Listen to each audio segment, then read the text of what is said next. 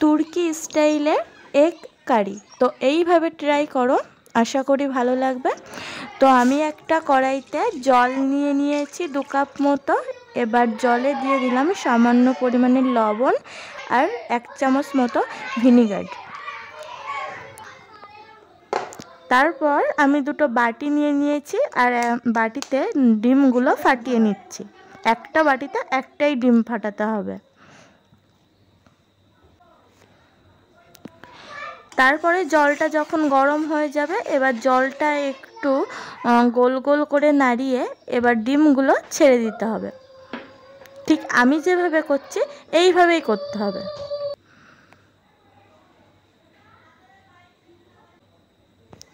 ডিমটা 1 মিনিট মতো জলে রাখার পরে এবার তুলে নিচ্ছি একটা পেপারের উপরে।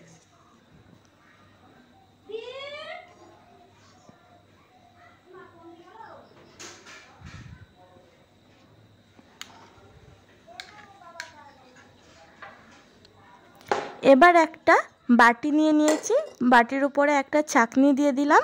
এবার ছাঁকনিটার ওপরে টক দই দিয়ে দিচ্ছি। টক দইটা দেওয়ার পর 15 মিনিট জল ঝরানোর জন্য রেখে দিতে হবে।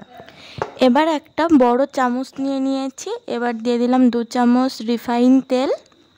তারপরে দিয়ে দিচ্ছি 1 চামচ বাটার। এবার তেল আর বাটারের মিশ্রণটা সামান্য গরম করে নিচ্ছি।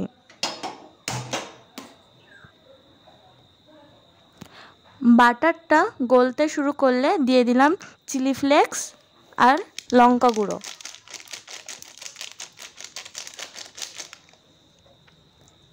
এবার একটা ছোট চামচের সাহায্যে ভালো করে নাড়িয়ে চাড়িয়ে নিচ্ছি।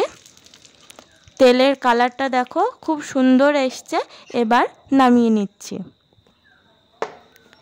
এবার একটা বাটি নিয়ে নিয়েছি, জল ঝরানো টক দইটা দিয়ে দিলাম, দিয়ে একটু ভালো করে ফেটিয়ে নেব।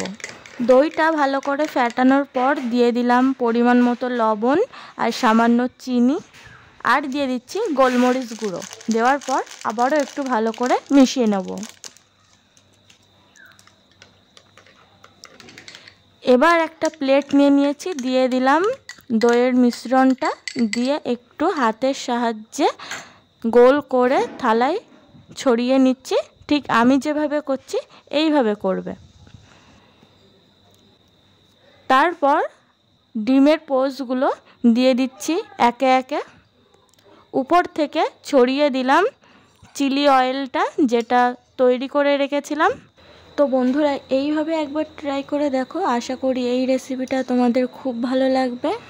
ভালো লাগলে অবশ্যই লাইক কমেন্ট করে জানাতে ভুলবে না। তো আজকের মতো বাই বাই।